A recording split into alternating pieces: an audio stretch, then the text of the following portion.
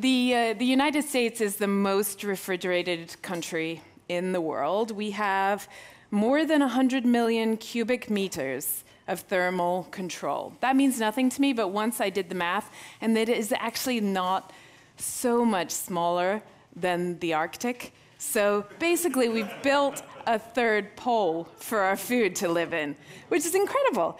And then, you know, all these separate refrigerated spaces are connected by a cold chain. So you end up with this sort of seamless, you know, monument of engineered winter. And the thing that happened to me is that I realized I'd been writing about food for a decade at this point, when I first sort of turned my attention to the cold chain. And I realized I had visited farms, and I had visited factories, and obviously I had talked to chefs, and I had even been to the grocery store on occasion, but I had never been inside a refrigerated warehouse. And I'm going to guess most of you haven't either. And here we are in the Bay Area, which, you know, home of farm to table. But that to word, it goes via the refrigerated warehouse. Like, in between farm and table is a giant cold space that nobody thinks about. So I decided to explore it.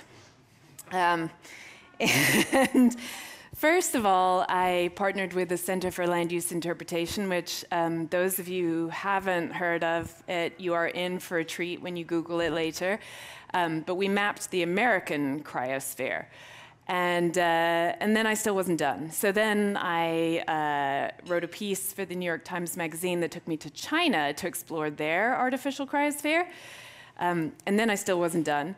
So then I decided to sell a book on this topic and research that and write that, and that is still not done.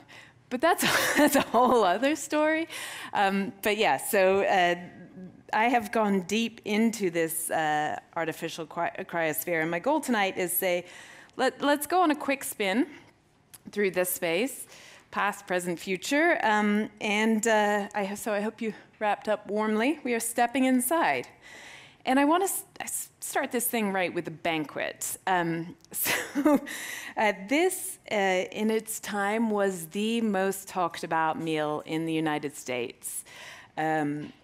The organizers had originally booked quite a small room. They had to upgrade to the largest banqueting hall in Chicago. The guest list kept expanding. A member of Congress decided they wanted to come. Then other members of Congress decided they wanted to come. People were flooding this. And so what is so special about this meal, you ask yourself? Well, this was the world's first cold storage banquet. Everything on the menu had been stored under refrigeration. So, except, I should point out, for the olives in the dry martini, not refrigerated. So this took place on Monday, October 23rd, 1911.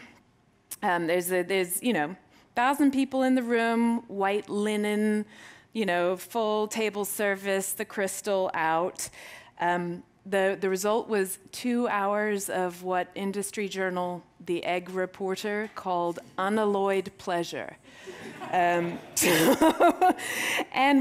what is amazing about it is that everything on the menu had spent at least 6 months and up to a year in cold storage. And what I love about this menu too is, and again, here in the Bay Area, we are used to seeing who grew our, this is Mary's chicken. Or this is like this particular heirloom variety of tomato. Do we ever see what cold storage it was in? We do not. Here, we have Booth's Cold Storage, proud, the last address of that salmon. And so that was sort of, and the sort of introduction to the meal explained, well, your turkey, that's 11 months old. Your eggs, 7 months. The president of the National Poultry, Butter, and Egg Association, who was kind of giving this introduction, said, your capon received its summons to the great unknown last Valentine Day. So the pie, even the pie, cold stored flour, butter churned in June, apples, and this is October, so they could have had fresh, but no. They'd been in storage alongside the salmon at booths for a year. The head chef of the hotel where this was being served said, a man called Lucien, there has never been a better meal served at this hotel. The San Antonio Reporter, Express, whatever, the journalist from there said, nothing was quite fresh. The poultryman, the president of the Poultryman Association, said, this is edible proof that cold stored foods are not only good, they're better than the ones that you would eat fresh. And the congressman, who was called upon to, so to speak, agreed and said, yes, I really believe that there is more flavor to cold storage poultry than the kind that is advertised as freshly killed. And he said, I'm going back to Washington, I'm telling the folks, cold storage is where it's at.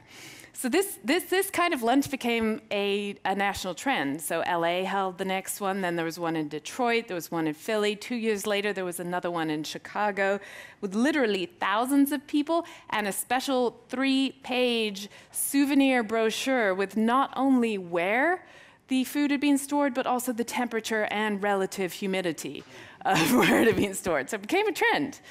And this is barely more than a century ago.